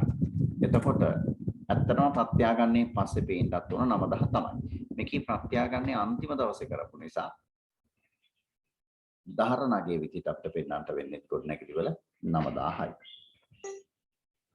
දැන් අපි මුහුණ දෙන බරපතලම ගැටලුව තමයි ගොඩනැගිලි ප්‍රථම වතාවට ප්‍රත්‍යාගන්නේ කළ 3400ක ප්‍රත්‍යාගන්න අතිරික්තයක් කියලා. දැන් අපි ප්‍රථම වතාවට වත්කම ප්‍රත්‍යාගන්නේ කරලා අතිරික්තයක් ආවොත් ඒක වෙනත් විස්තීර්ණ ආදායයකට පෙන්වන්නට ඕන. දැන් මෙතන ප්‍රත්‍යාගන්න වර්ග දෙකක් තියෙන නිසා අපි මේ 3400 පෙන්නමු. පෙන්නලා අපි ඒකට ලියමු ගොඩනැගිලි ප්‍රත්‍යාගන්න අතිරික්තය කියලා. ගොඩනැගිලි ප්‍රත්‍යාගරණය. එහෙම නැත්නම් ප්‍රත්‍යාගණනය කියලා ලියුවා නම් ඒත් හරි. ගොඩනැගිලි ගණනය. ඊට පස්සේ උඩ තිබ්බ ඍණ 500ට අපි ලියමු ඉඩම් ප්‍රත්‍යාගණනය කියලා. එතකොට මොකද ප්‍රත්‍යාගන්න අයිටම දෙකක් තියෙන නිසා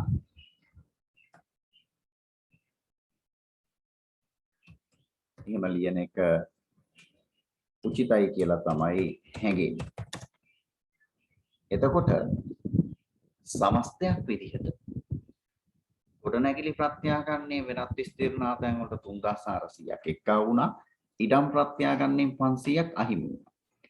එතකොට සමස්ත බලපෑම 2900ක් එකතු වෙනවා. ඒක නිසා දැන් හිමිකම් වෙනස් වීමේ ප්‍රකාශනය ඇතුලේ මුළු විස්තීර්ණ ආදායම කියලා අපි කලින් කලේ අර හිමි වෙච්ච 500 දාපු එකනේ. අතන සුද්ධ බලපෑම ධන 2900යි. අපි මෙතන ධන 2900ක් දාමු හිමිකම් වෙනස් වීමේ ප්‍රකාශනයේට. කෙනෙකුට ඒක තේරුම් ගන්න බැයි නා.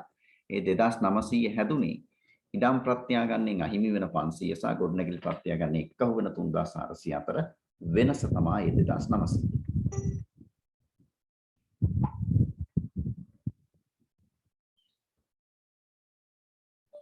හරි. ඊට පස්සේ ඊගාට තියෙන මේ මෝටර රථ සම්බන්ධයෙන් ඒක කල්බදු රථයක් ගැන කතා කරන්නේ. අපි මෝටර රථය මුත්තක් තියලා ඉතුරුවත්කම් දාලා ඊගාවට තියෙන මොනවද දැන් අපි ඉඩම් කොට නැගිලා දැම්මා. පරිගණක කාර්යාල උපකරණ වගේ දේවල් ගැන තමයි ගාන කතා කරන්නේ.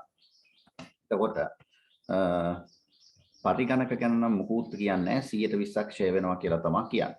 අපි බලමු අපේ ශේෂ පරීක්ෂණයේ පරිගණක වල තත්ත්වය. පරිගණක පිරිවැයට දීලා තියෙනවා 3800ක් 120ක් ෂේ වෙනවා කියලා කියන්නේ. අපි බලමු අපි ඇඳපු දීපල පිරියත උපකරණ සටහනේ පරිගණක වලට කොලම් එකක් තියලා තියනවද කියලා? නෑ නේද? අපි පරිගණක වලට කොලම් එකක් තියලා නෑ. එහෙමනම් අපිට සිද්ධ වෙනවා පරිගණක වලට කොලම් එකක් දාන්න. අපි දාමු. right. ඔන්න අපි පරිගණක වලට කොලම් එකක් දැම්මා. right. ඒ පරිගණක වල පිරිවැය කීයද දීලා තිබ්බේ? බලන්න ගානට කියලා කීයද පිරිවැය පරිගණක වල? පරිගණක පිරිවැයට 3800යි. ආරම්භක සමුච්චිත ෂය 630යි. හරි අපි මේ දෙකම ඔලුවට ගමු. පිරිවැය 3800යි සමුච්චිත ෂය 630යි කියලා. පිරිවැය අපි දානවා 3800යි ආරම්භක සමුච්චිත ෂය 630යි. එතකොට ෂය කරන්න කිව්වේ 120ක්. 3800න් 120ක් නේද ෂය කරන්න කිව්වේ? අපිට මතක නැත්නම් ආයෙ ගිහිල්ලා බලමු. මේ බලන්න පරිගණක 120ක් තමයි ෂේ කරන්න කියලා කියන්නේ. ඒතර 3800යි පිරිවැය. ඒකෙන් 120ක් තමයි වසරේ ෂේ වෙන්නේ. 3800 වැඩි කිරීම 20 බෙදීම 100. ඒ කියන්නේ 760යි. හරි. එහෙනම් පරිගණක ඉවත් කිරීම සමුච්චිත ෂේ මාරු කිරීම කිසිවක් නැහැ. ඒතර පරිගණකවල අවසාන සමුච්චිත ෂේ වෙන්නේ 630 1360 1390යි. පරිගණක අත්පත් කර ගැනීම ඉවත් කිරීම කිසිවක් නැහැ. එතකොට අවසාන පිරිවැය 3800යි 3800න් සමුච්චිත ෂය 1390 අපි අඩු කරනවා. 3800න් 1390 අඩු කරපුවම පරිගණකවල ධාරණගේ පුතේ මං හිතන්නේ ලැබෙයි 2410ක් කියලා. එතකොට ඔයාලට අමතක වෙයි මේ කාලච්ඡේදයේ පරිගණක ෂය 760 පරිපාලන වියදමක් විදියට ලියන්න අමතක වෙයි. ඉතින් අපි පෙරවැද chart එකේ පරිපාලන වියදමක 760ක් ලියන්න උත්සාහ කරනවා. පරිගණක ෂය පරිගණක ෂය 760ක් පරිපාලන වියදම් යට. මොකක් කියලාද ලියන්නේ? මෝටර රථ ෂය නෙවෙයි පරිගණක ෂය. ෂය අපි එකක් දැම්මු. ඊගාවට දැන් ඔන්න පරිගණකෙත් ෂය කළා. ගානේ තවත් ඒ වගේ ලොකු බාධාවක් නොමැති දීපල පිරියත උපකරණයක් තියෙනවා. කාර්යාල උපකරණ 110යි ෂය කරන්න කියන්නේ කාර්යාල උපකරණ මිලදීගෙන නැත්තේ 2020 10යි එක දින දීය කියලා කියනවා. එතකොට ඒ කියන්නේ ආරම්භයේදී කාර්යාල උපකරණ තිබ්බේ නැද්ද? ආරම්භක සමුච්චිත ෂය වල කාර්යාල උපකරණ නැහැ. නම් මෙන්න මෙතන තියෙනවා කාර්යාල උපකරණ කියලා 500ක්. එක්සැමින් ඉතාම පැහැදිලිව කියනවා මේ ශේෂ පරීක්ෂණයේ තියෙන කාර්යාල උපකරණ 500 ගිණුම් වර්ෂයේ මැද්දේ හරියටම මැද්දේ 2020 10 වෙනි මාසේ පළවෙනිදා තමයි අරගෙන තියෙන්නේ. එහෙනම් අපි ගාන හතර තැනට ගියොතින් දීපල පිරියත උපකරණ සටහනට ගියොතින් දීපල පිරියත උපකරණ සටහන කාර්යාල උපකරණ තියෙනවා අපි කාර්යාල උපකරණ ආරම්භයේ තිබිලා නැහැ. අත්පත් කර ගැනීමක් විදිහට අපි දානවා 500ක්. එතකොට අවසාන දවස වෙද්දි කාර්යාල උපකරණ පිරිවැය තියෙන්නේ 500යි. අපිට ඒවා සටහන් කරන්න පුළුවන්. ඒතර ආරම්භක කාර්යාල උපකරණ සමුච්චිත ෂය 0යි. දැන් වර්ෂය සඳහා කාර්යාල උපකරණ ෂය වෙන්න ඕනේ. කීයද කාර්යාල උපකරණ ෂය වෙන්නේ 110ක්. ඒතර 500න් 110යි කියන්නේ 50යි. හැබැයි 2020 10යි එක ගත්තු ඉඳන් මාස 6යි තිබිලා තියෙන්නේ. ඒ කියන්නේ කාර්යාල උපකරණ ෂය 50නුත් භාගයයි. ඒ කියන්නේ කීයද? 25යි. එතකොට අවසාන සමුච්චිත ෂය වෙන්නේ 25යි. එතකොට ධාරණාගේ වෙන්නේ කීයද?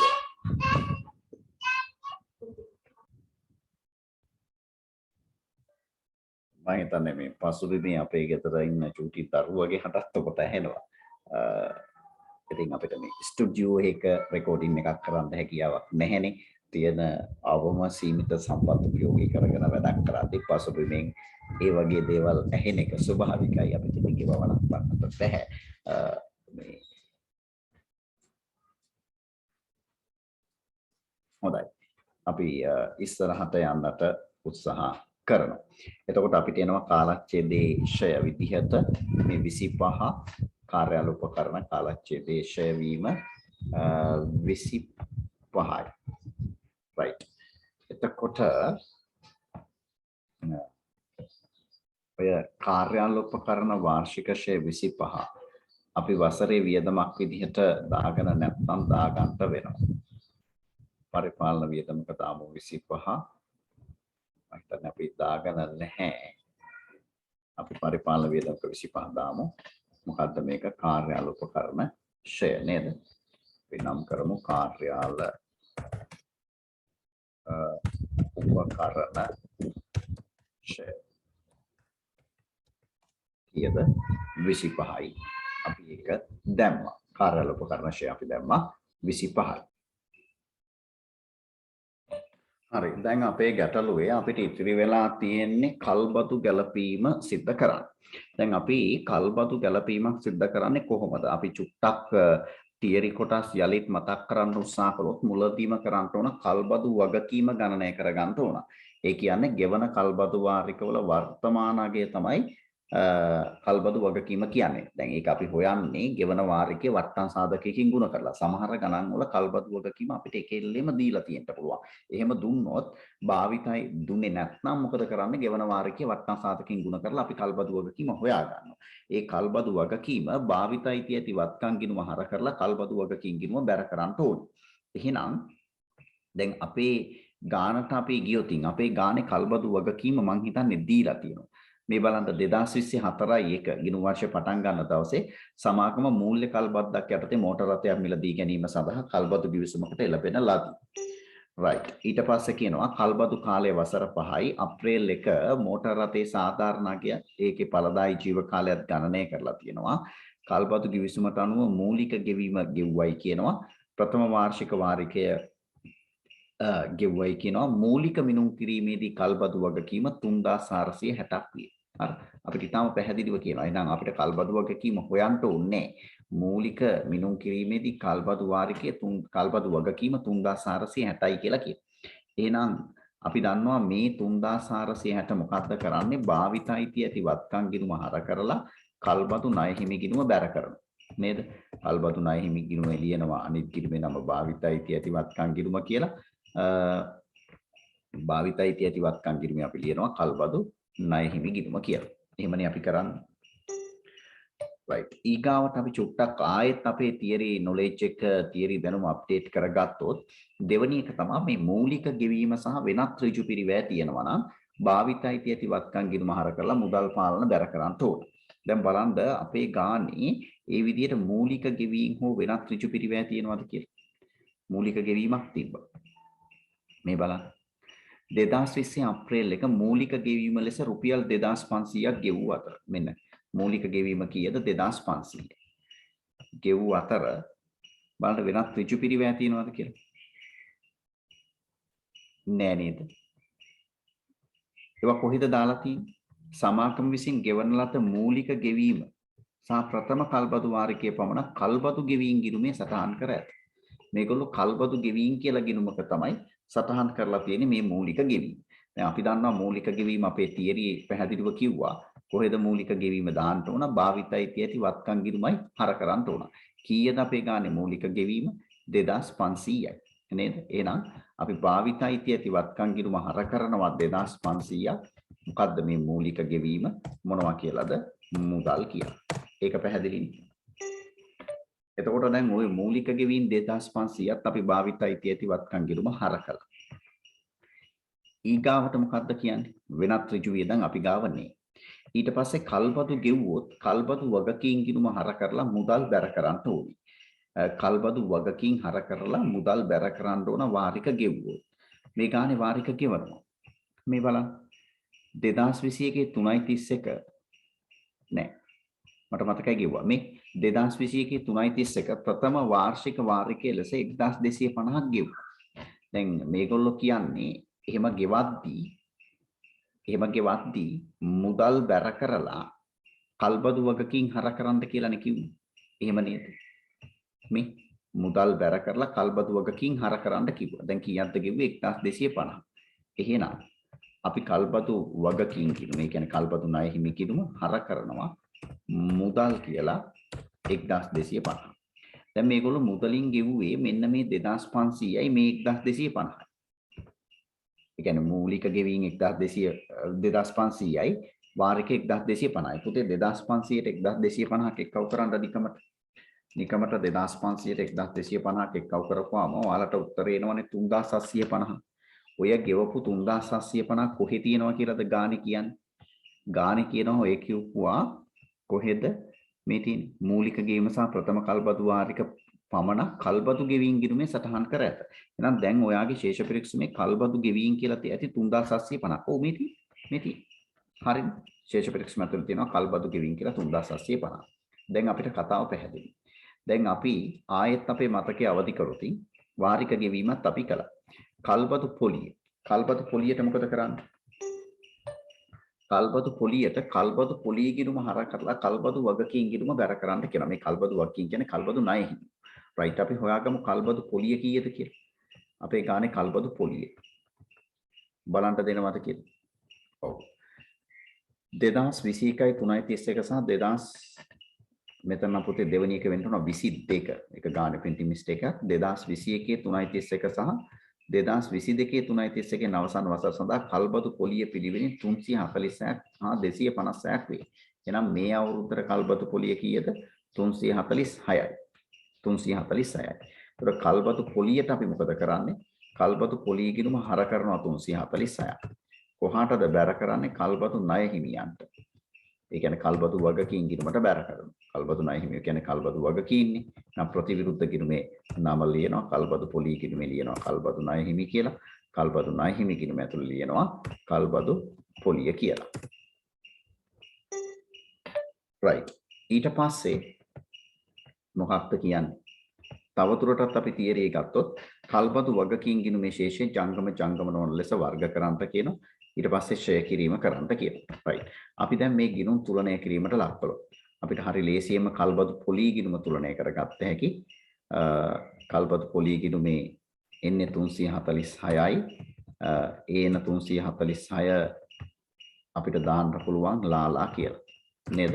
එහෙනම් අපේ ආදායම් ප්‍රකාශනයේ මූල්‍ය වියදමක් විදිහට කල්බදු පොලි විදිහට ආපු ඒ 346 දානවා. right. එහෙමනම් අපි එමු අපේ මූල්‍ය වියදම් වලට කල්බදු පොලිය අපි දාමු 346ක් කල්බදු පොලිය කියලා මූල්‍ය වියදමක.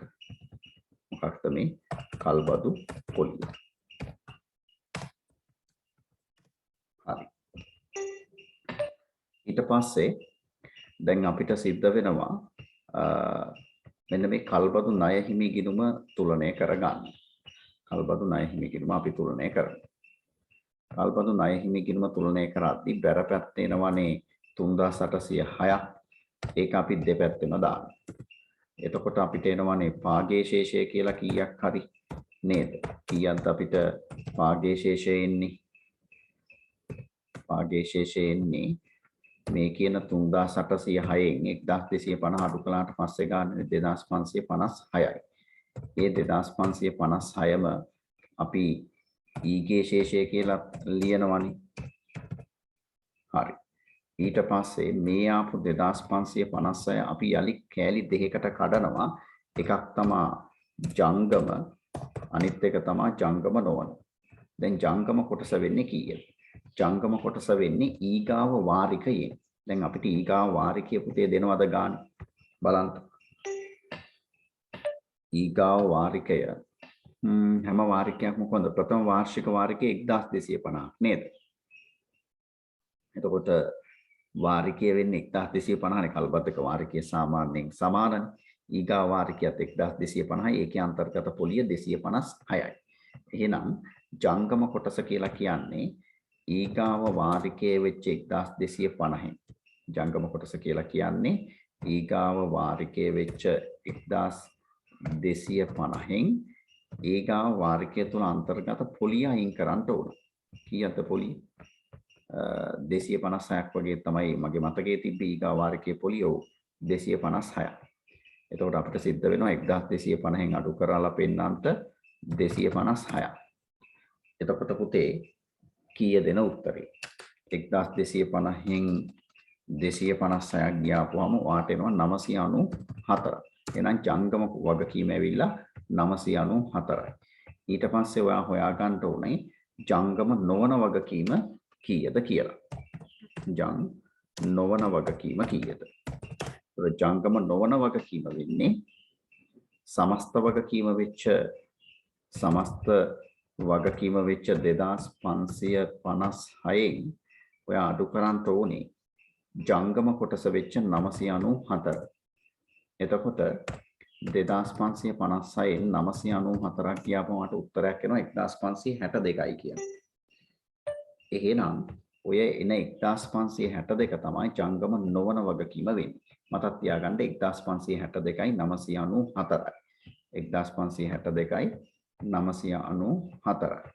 අපි අපේ මූල්‍ය තත්ත්ව ප්‍රකාශනයේ කල්බදු වගකීම් කියලා දානවා ජංගම වගකීමක 994. හරිනේ. ජංගම නොවන වගකීමක දානවා 1562. පැහැදිලි නේද?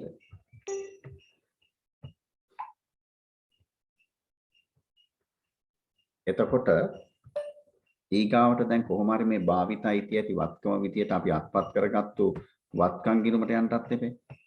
භාවිත අයිතිය ඇති වත්කම් ගිණුමේ තිබ්බ මේ වත්කම් ගිණුම දැන් අපි කල්බදු ණය හිමි කල්බදු පොලි හදලා ඉවරයි. නමුත් භාවිත අයිතිය ඇති වත්කම් ගිණුමේ අගයක් අපවා ගන්න එපේ.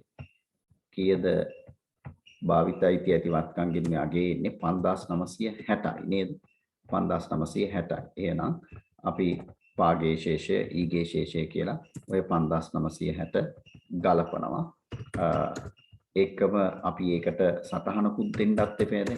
ඒකින්ද අපි සටහන් පොලේට යමු. 5960යි.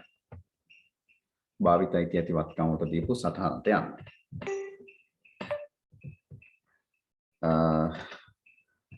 අපේ ගානේ භාවිත අයිතිය ඇති වත්කම් කියන්නේ දේපල පිරියත උපකරණ වලට යටින් තිබ්බ එක.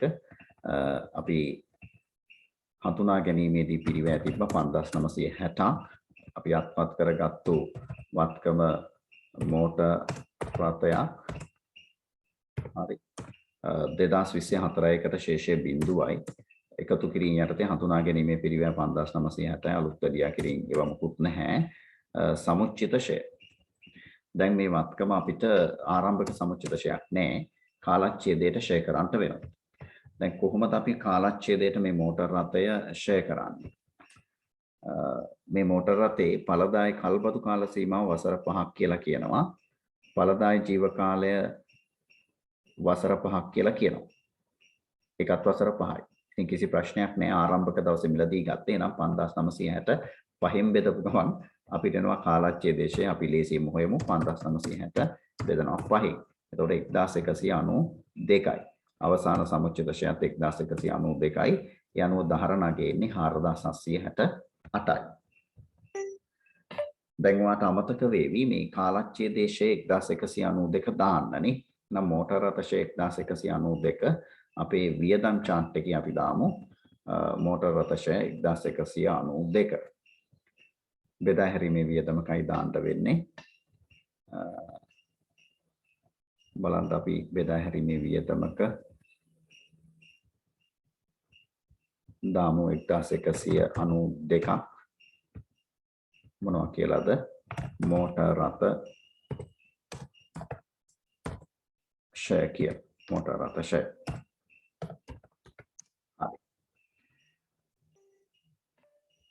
එතකොට මම හිතන්නේ අපි භාවිත අයිතිය ඇති වත්කම් සඳහා දෙන සටහනත් හදලා ඉවරයි. දැන් නම් සියලු දේවල් හදලා ඉවරයි. දැන් ගාන තුලනය කරන්නටයි අපිට ඉතිරි වෙලා තියෙන්නේ. අපි එතෙන්ට යමු.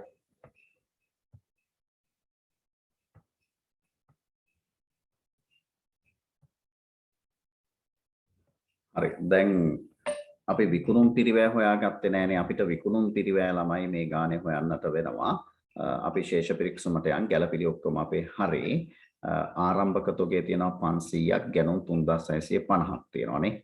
ආරම්භක තොගේ 500යි ගැනුම් 3650යි. අපි මේ දෙක දාමු. අපි දානවා ආරම්භක තොගේ 500යි ගැනුම් 3650යි. ගෙනීමේ කුලී නෑ, බාණ්ඩ කැනිලි නෑ, තොග හානි නෑ, ආපසු යවුන්නේ නෑ. අවසාන තොගේ 680ක් තියෙනවා. එතකොට මම හිතන්නේ අපේ විකුණුම් පිරිවැය එන්නේ බලන්න කීයද කියලා 3470ද. අපි විකුණුම් පිරිවැය විදියට ආපු 3470 ආදායම් ප්‍රකාශනයට ඇතුළත් කරමු. විකුණුම් පිරිවැය ඍණ 3470යි. right. අපි විකුණුම් පිරිවැයක් දාලා ශේෂ පිරික්සුමේ තියෙන ගත්තු නැති දේවල් දාන්න ගන්නවා. වැටුප් 1000 තියෙනවා. අපි වැටුප් 1000 පෙන්නමු පරිපාලන වියදමක පෙරවැඩ chart එකේ.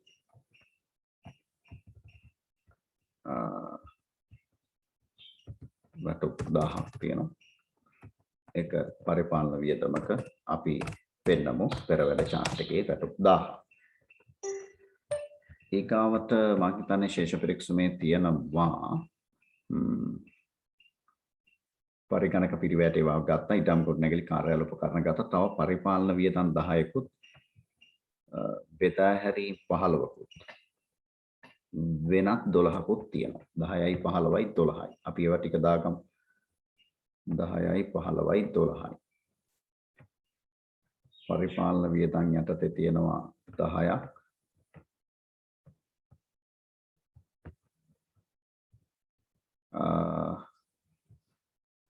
අපිට පරිපාලන වියදම් වල අපි දානවා 10ක් පරිපාලන වියදම් කියලාම එකම බෙදා හැරීමේ වියදමක අපිට දාන්න සිද්ධ වෙනවා 12ක් නේ. බෙදා හැරීමේ වියදමක් කියලා බෙදා හැරීම වියදමකම අපි දාමු 15ක්. මම හිතන්නේ 10යි 15යි එහෙමද කියන්නේ කියලා බලන්න. පරිපාලන 10යි බෙදා හැරීම 15යි වෙනත් 12යි. right. අපි වෙනත් වියදමක දානවා 12ක්. වෙනත් වියදමක වෙනත් වියදම් කියලාම අපි දානවා 12ක්.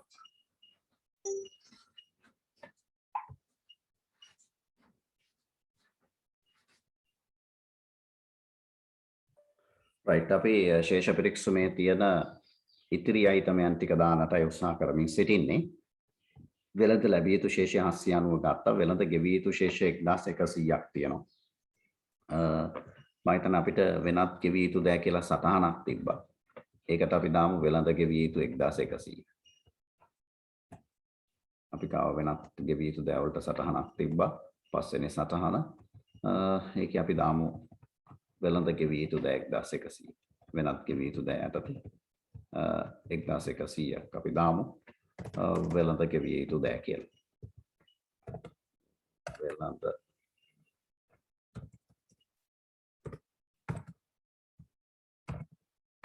වෙළඳ ගෙවිය යුතු 1100 පෙන්වමු. ඊගාවට මොනවද තියෙන්නේ?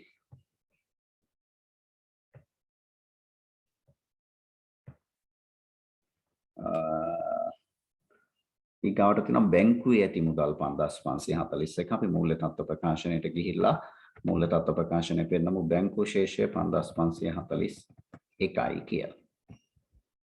මුදල් හා මුදල් සමාන දෑ යටතේ 5541ක් පෙන්නමු. ඊගාවට තව මොනවද තියෙන අපි ගත්තු නැති දේවල්? මෙන්න මෙතන තියෙනවා ප්‍රත්‍යාගන්න සංචිත 700ක් අපි එක ගත්තා.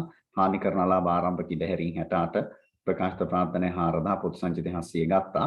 විකුණුම් 19800ක් අපිට දාන්නට තියෙනවා. අපේ ආදායම් ප්‍රකාශනයේ ප්‍රථම අයිතමය විකුණුම් අපි දානවා 19800යි කියලා. කීයද විකුණුම් 19800යි. ඊගාවට තව මොනවද අපිට තිබ්බේ? ගෙවිය යුතු සේවකාර්ථ සාධක 100 අපි ඒක සැලකිල්ලට භාජනය කළා. රඳවාගත් තිබීම් 4220ත් සැලකිල්ලට භාජනය කළා. දැන් ගාන එක්කහු කරන් යන්න එතකොමයි.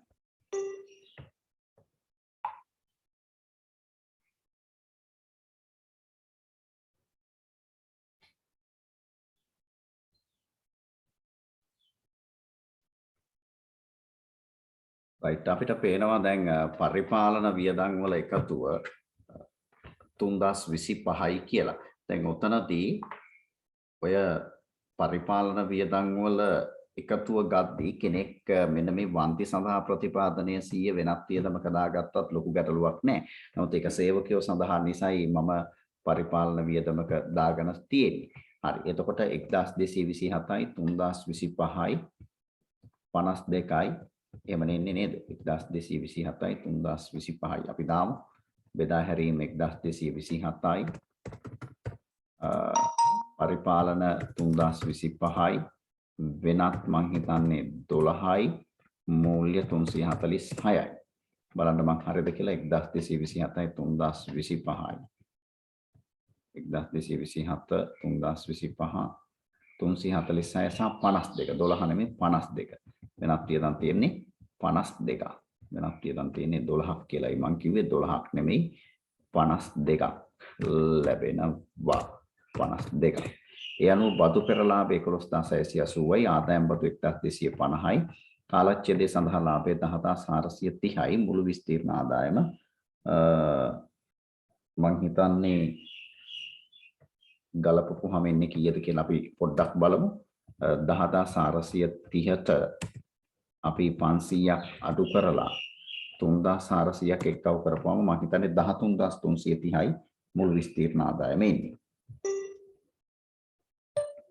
එතකොට මුළු විස්තීර්ණ ආදායම යටතේ මේ කාලච්ඡේදයේ ලාභයේ විදිහට එන 10430 අපිට සිද්ධ වෙනවා හිමිකම් වෙනස් වීමේ ප්‍රකාශනයේ පුතේ ගලපන්ට මුළු විස්තීර්ණ ආදායම යටතේ 10430 අපි රඳවාගත් ඉපයුම් තීරුවට ගහන්නට ඕනේ. එතකොට දැන් අපිට හැකියාව ලැබෙයි හිමිකම් වෙනස් වීමේ ප්‍රකාශනය තුලනය කරගෙන ඉදිරියට යන්න. ඒ අනුව සාමාන්‍ය කොටස් ප්‍රකාශිත ප්‍රාප්තනය 4400ක් ප්‍රත්‍යාගන්න සංචිත 3600ක් පොදු සංචිත 300ක් රඳවාගත් ඉපයුම් 14650ක් අපිට ලැබෙනවා. අපි ඒවා මූල්‍ය තත්ත්ව ප්‍රකාශනයට ඇතුළත් කරමු.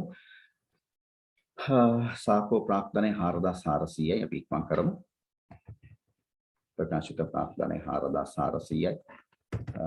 එකම රඳවාගත් ඉපයුම් අපිට ආවේ කීයද කියලා යලි ගිහින් බලමු. 14650යි රඳවාගත් ඉපයුම් 14650යි මූල්‍ය තත්ත්ව ප්‍රකාශනයේ රඳවාගත් ඉපයුම් 14650යි. අපිට තව සංචිත දෙකක් තියෙනවා මම හිතන්නේ ප්‍රත්‍යාගන්න සංචිතය සහ පොදු සංචිතය. අපි එව්වත් දාමු.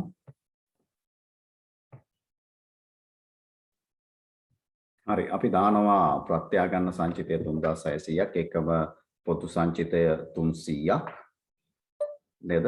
සංචිතත් අපි දාලා තියෙනවා. මම හිතන්නේ ඒ ටිකත් හරි. එතකොට මූල්‍ය තත්ත්ව ප්‍රකාශනයට දීපල පිරියත් උපකරණ සටහන හරහා එන එකතුව කීයද කියලා අපි බලා ගන්නට ඕනේ. දීපල පිරියත් උපකරණ සටහන තුලනය කරලා අවසානට එන එකතුව කීයද කියලා අපි බලමු.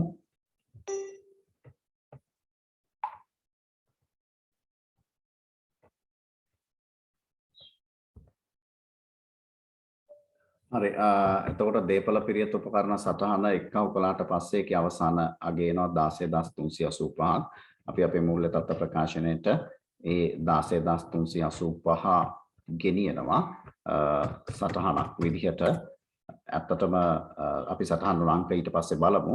ඊගාවට භාවිතයිති ඇති වත්කම් භාවිතයිති ඇති වත්කම් සටහන අපි හැදුවා. ඒකෙන්නේ 4768යි.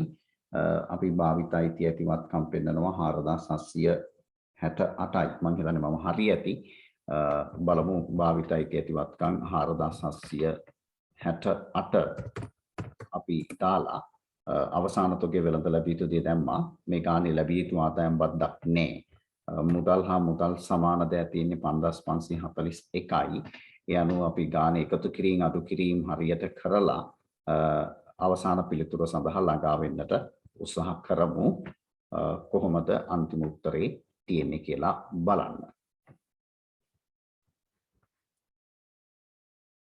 මම හිතන්නේ ඒ සියලු දේවල් දාපුවාම ගාන 28036කට තුලනය වෙනවා. ගාන 28036කට තුලනය වෙනවා.